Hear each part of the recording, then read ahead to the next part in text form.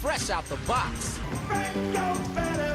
Fresh California plums. Hello and welcome to another episode of Fresh Film Fridays, the podcast where two dudes pick the newest streaming movies or those in theaters and discuss them. Today we're talking about 2021's The Power of the Dog, which was directed by Jane Campion.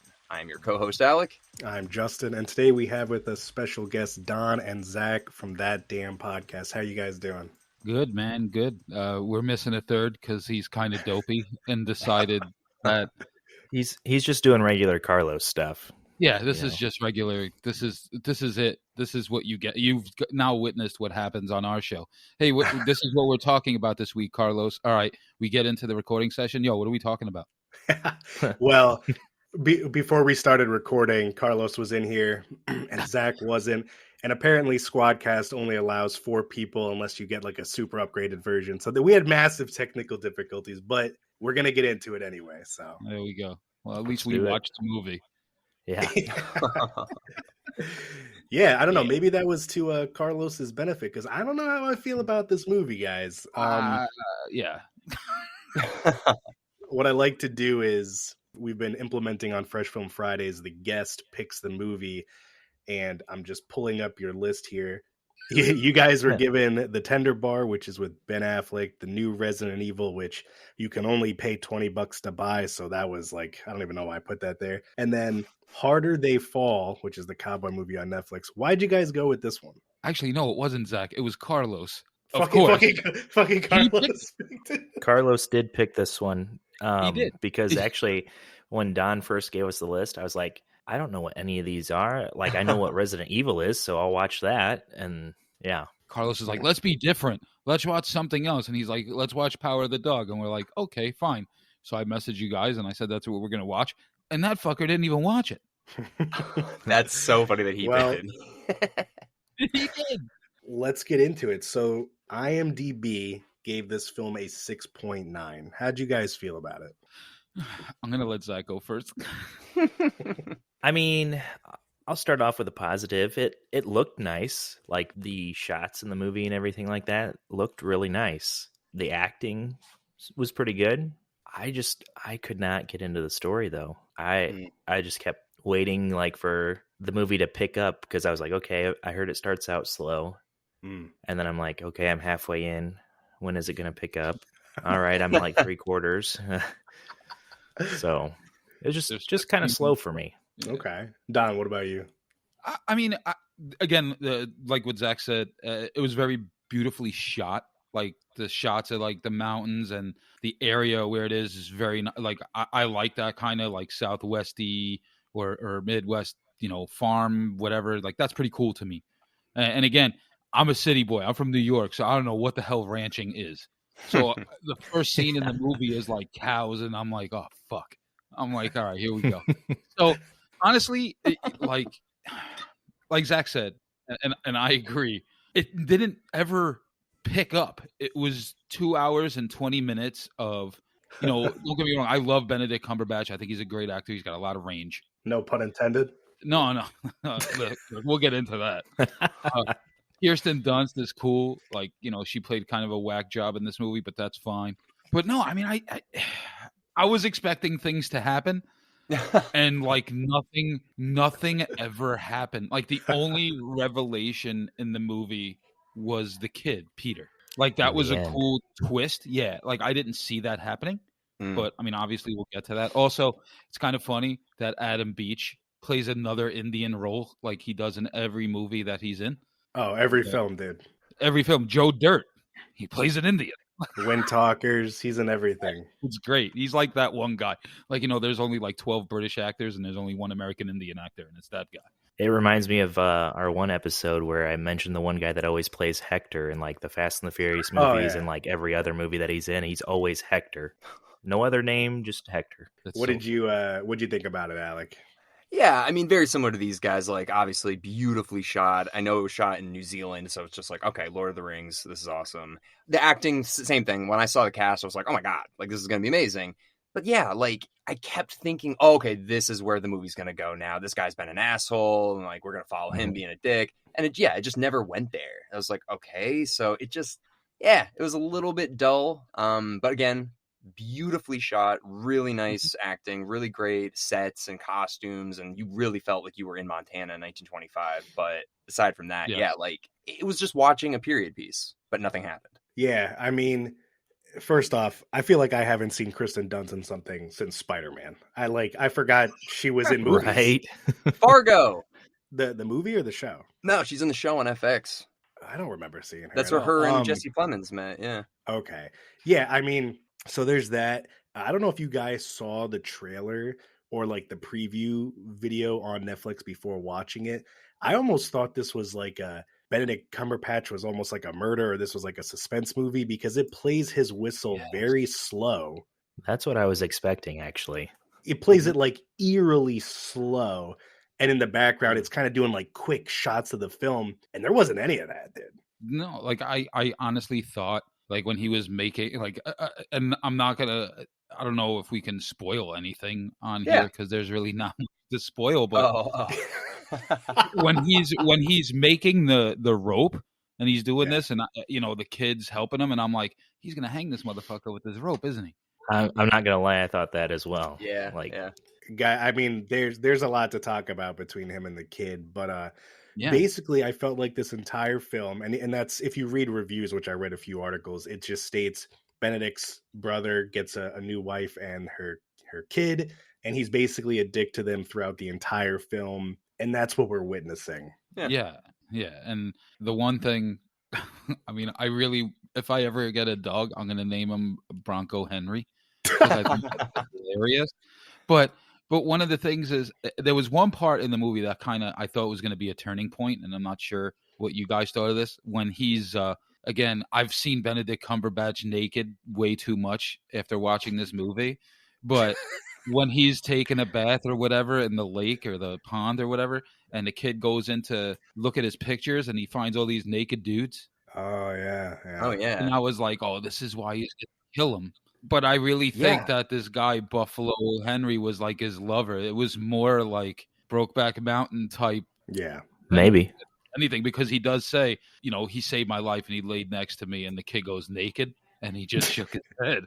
I mean, weird question. Like, why did he say naked? And that's the thing. I don't know. It just was like a trigger. I don't know. Like in the beginning of the movie, I thought there was he might have been a mentally challenged or something like that. Not like, maybe on the spectrum, because, he made those flowers and like whatever. Then they make fun of him and all this stuff. And I was like, oh, that's kind of fucked up. But as it goes, he's Yeah. actually really fucking smart. I think Yeah. the whole movie was him just getting revenge slowly. So I think when he asked him that, he knew that he was gay. So I think he just said that to him to be like, "Oh, naked," like to make him uneasy, Feel uncomfortable. Yeah. Like for once, he's vulnerable. So Right. like, yeah. The thing that made me uncomfortable is watching it while he was laying there stroking it. My wife came walking into the living room and was like, "What are you watching?" And I'm like, "A movie." A movie. Yeah, Oh. Carlos is gonna listen to this and be like, "Thank God I didn't watch it." That was Right. that was the best comment ever. Your wife walked in on that part. Yeah. That's amazing. Yeah, I mean, I didn't need Benedict Cumberbatch jerking off by the river at all. No. No. Also, technically, I don't know. I think those were physique magazines, so like men, like, True. muscle building. But I mean, it's very revealing of the. Oh, I was yeah. gonna say Yeah, it was definitely like about physique and all that stuff, but I mean, Yeah, he's got them hidden. none of and the guys shit. had any clothes on in the thing, Yeah. so it's kind of So Yeah. I thought it took me most of the movie, and maybe it's just because I lost interest a bit. I thought Bronco Henry was his dad because they mentioned how the dad recently passed away, and I thought he was like, giving respect to his dad who passed by like buffing the saddle, and then you kind of find out at the end that he loved him or liked him very strongly in a not Right. straight way. And dude, I don't know about you guys, but I'm pretty sure, and anyone listening to this and the articles that I read were hinting, because the IMDb intro says, and by the end of the movie, Benedict Cumberbatch found love himself. Mm. I think him and the kid were having like a love thing. I don't think that kid was gay, man. I don't think the younger kid was, the son. I think he was just like not the vision of a man in Benedict Cumberbatch's eyes, so he was pointing that out. I think that kid was just really awkward and smart. I think that's really what it was. Well, that and I think, like you were saying with the slow revenge, I think he was just kind of playing along Right. until he could get revenge on him for the way that he treated, his mom and him, and yeah.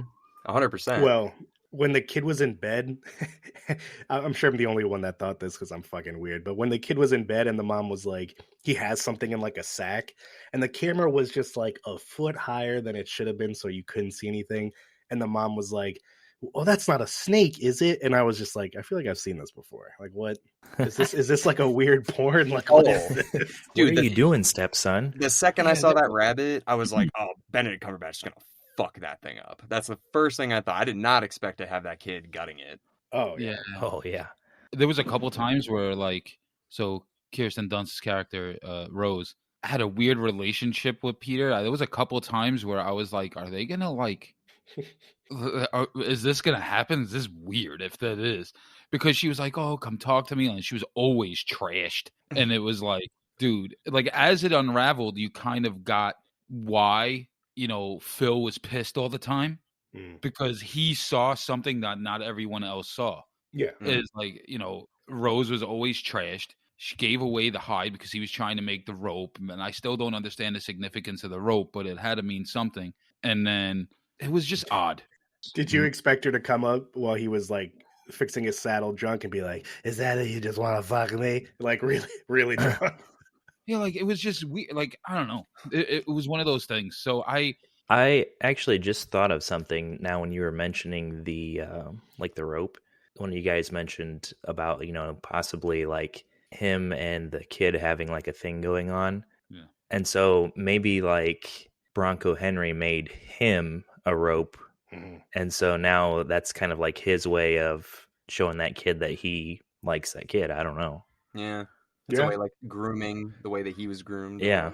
Yeah, I think the rope had a lot of significance, which is why even though Peter killed him, he still kept the rope. Right. Right. I mean, his father hung himself with a rope. Now this guy's making him a rope. I mean, yeah, there's definitely some symbolism there. What do you guys think the title's about, though? Do you think it's just about that mountain where he's like, looks like a dog? He's like, you just saw that?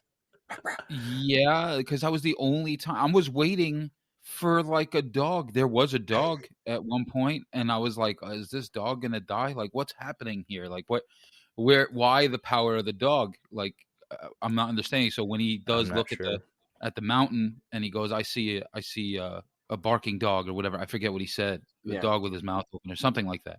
He's like, you see that?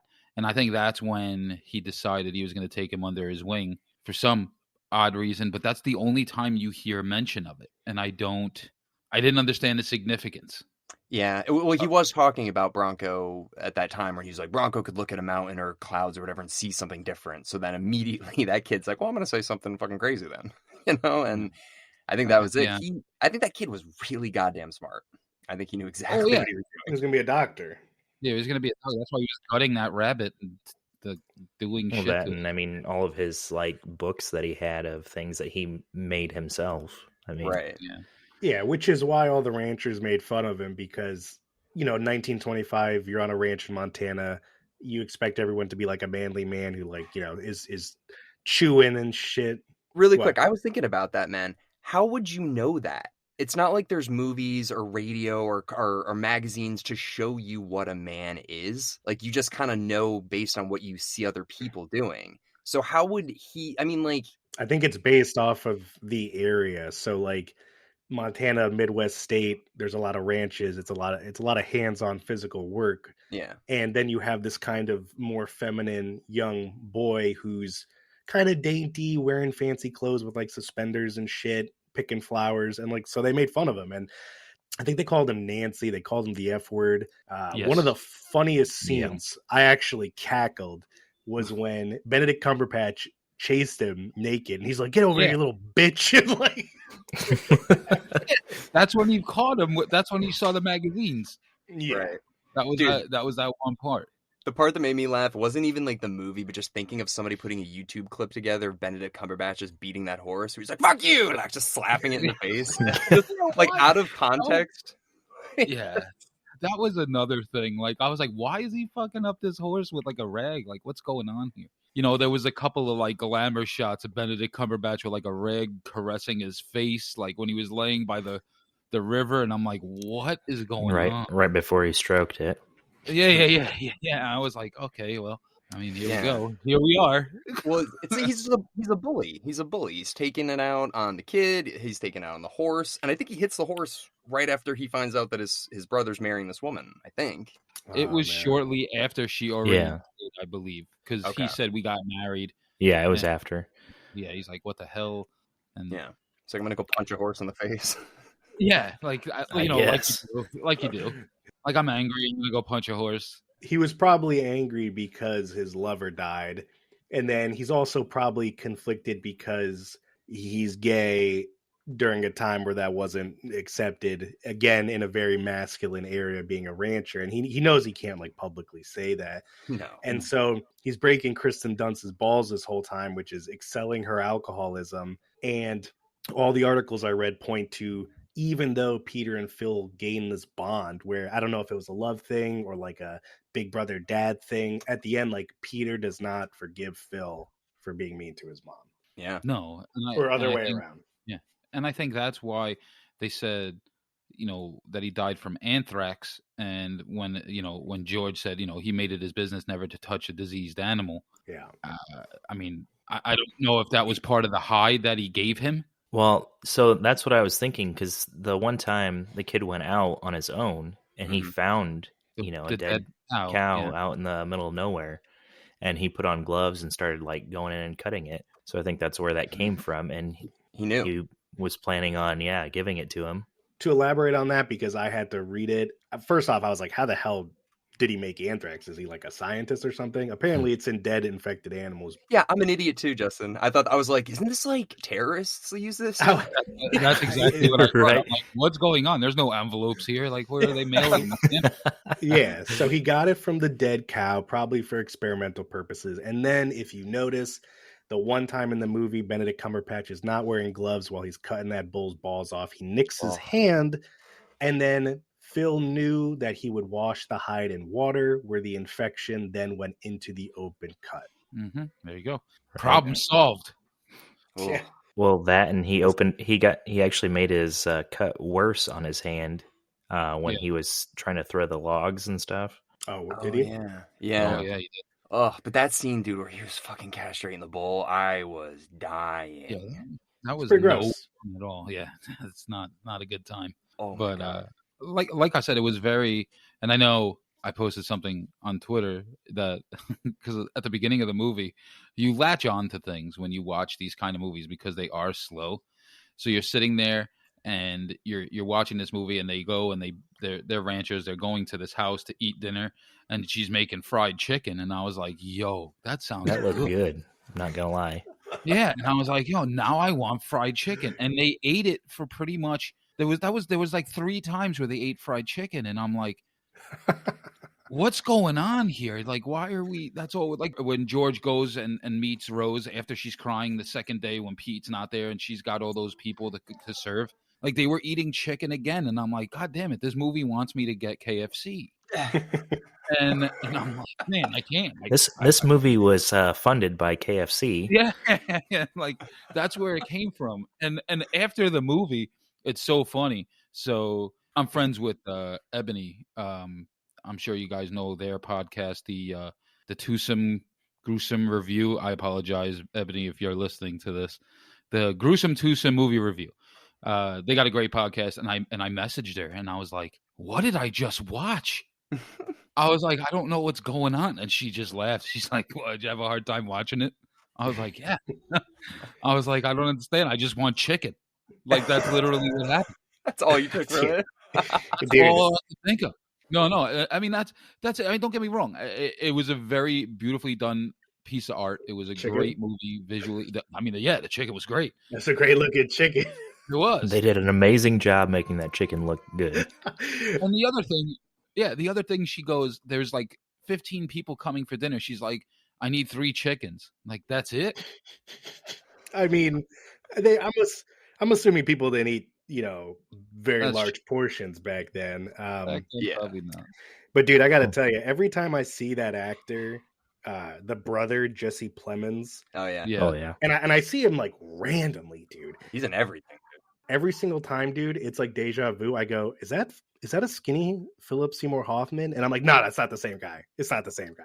Dude, Phil Seymour I Hoffman's dead. mean, I see the resemblance. They look kind of similar. And Matt Damon. And if you look at him quick, you're like, wait a minute, is that Jim Gaffigan? And then no, it's not. You're right. You're right. Peter's in a ton of things, dude. You probably Is he really? recognize him from Nightcrawler and X-Men, where he goes, "I'm Kurt Wagner." Like he's a Nightcrawler X-Men. That's him. Yeah, dude. Wait, the kid? Yeah, dude. He's No in a ton of way. shit. Justin, that movie came Yes. out like 20 years ago. Bro, 2016 Nightcrawler. I'm telling you. I'm He sorry. is. Yeah, he's Nightcrawler. I'm looking at his IMDb. That's crazy. He's also Nightcrawler in 2019 X-Men. Okay, no. I'm sorry. I was thinking like the X2, like the No. young. Oh, Okay. yeah, that guy I think has a different accent and everything. Yeah. in that Kurt one. Wagner. He was in Deadpool also as Nightcrawler. Oh yeah. Yeah. I'm Okay. looking at his IMDb. He was in a lot of stuff. That's crazy. He looks like he's fucking 15. I mean, he was born Yeah. in '96. He does look young though. Yeah, he looks really young. Yeah. Before I forget, I do just want to ask you guys. This probably should have gone in the beginning of the show. Do you want to give a brief intro of your podcast and where everyone can find it? Yeah. I mean, pretty much just a brief intro. I mean, it's me, Zach, and Carlos. You're talking 3 different people from 3 different walks of life. Me being from New York City, an Italian kid born and raised in New York. Carlos, a Cuban raised in Miami. And Zach, you're a run-of-the-mill Midwestern white dude. Just your regular jar of mayonnaise. But it's interesting though. The 3 of us, we talk all day long via text. We started the podcast, and the main thing for us is to take things that are going on and just make them funny and just have fun talking about them. Because I feel out of everything nowadays, like I think just people need to laugh, and that's not sappy. It's just just laugh about shit. Like fuck. Like I don't understand why everyone gets so offended. So that's pretty much what we're doing. We just have a good time. We shoot the shit. We bring people on. We have fun. We're also doing game nights now, once a month where we bring people in, play Cards Against Humanity, and just fucking laugh hysterically because it was hilarious this week. Yeah, I saw that. Do you guys do that virtually? Like, do you pick the cards for the guests or? No. So there's an app that you can use on the computer, and you just send an invite, and as many people can play. Like I've had up to 15 people. Oh, But sick. it'll just get really, really loud and obnoxious, as you'll see if you listen to the one that came out today. Because I'm not editing them. I'm just leaving it like at the beginning. Whoever's on, I'll have them do like shout themselves out where they can find the podcast, what they have going on, whatever the case may be. And then we get into the game and it's just no holds barred. And I'm not going to edit that because I feel like that kind of makes it Yeah, cool. I hear you. Like, people are watching these people play Cards Against Humanity and just have a good time. But yeah, I mean, you can find us, Twitter and Instagram at @that_damn_pod on Twitter and at @that_damn_pod on Instagram. We're on, the usual places where you find all your podcasts, Spotify, Apple, Amazon, all that. We do have merch coming, waiting on a couple more designs, just giving the okay on some of the designs. And I mean, yeah, it's going to be fun. I mean, I'm looking forward to everything to come, but it's been a blast. I love doing it with these guys and, it's just been fun. So, I mean, and that's all you can ask for. You know what I mean? I listened to your episode with the guest designated quizzers. Oh, yeah. That was a good episode. And when you guys were all saying where you lived, because on your Twitter it says Indiana, and I'm listening to you guys talk, obviously. And I was like, wait. I was like, there has to be a backstory to this because, first of all, nobody in Indiana is named Don, and you definitely have a New York accent.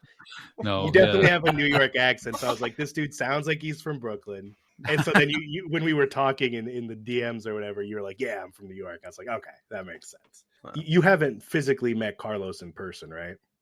I have not met Carlos in person, and that's fine. No, I'm joking. I love seriously, I love the kid. Like, there's times where I'll talk to him about other stuff. If he's going through a hard time, vice versa. He's just a good dude. Zach, I know personally. I've met before. We were part of a couple other ventures that didn't work out, and I feel like this is, and that's the good thing. And I wanted to bring Zach in because he's a good dude, and We've just been stuck together for a while. yeah, pretty much. Actually, yeah. But I mean, it's a good time. I mean, we all get along. We all give each other shit. Like if you listen to some of the episodes, the whole Don's mom thing is kind of off the wall and pretty funny. Yeah, I did hear that. Yeah, There's a huge story to that, and we're actually going to be doing something rather good with that, with the MS Society. awesome. And selling shirts that say hashtag Don's mom, because that's why my mom's in the nursing home. She listens to the podcast and she's like, "You guys are hysterical," and I'm like, "Mom, Carlos just said that he's coming over to have sex with you. Like, what are you talking about? How is that hysterical?" I was like, "It's funny." I'm like, "Okay, that's fine."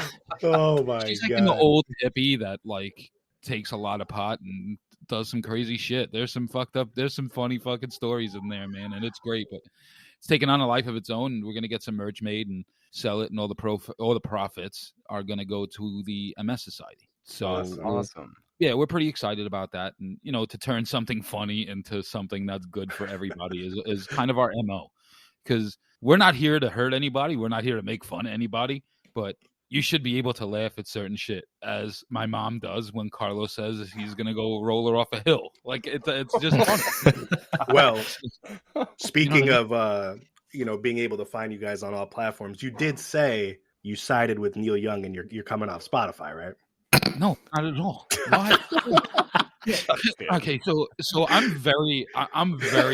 This is something I'm just very confused about. It's like, first of all these people that are like, "Oh, cancel Spotify." It's like, "Oh yeah, name a Neil Young song." I don't know. Then why? What do you do? Like, what is the purpose? I was gonna say when you get it was either you or Carlos sent that in our group text about Neil Young, and I was like, who the hell is Neil Young?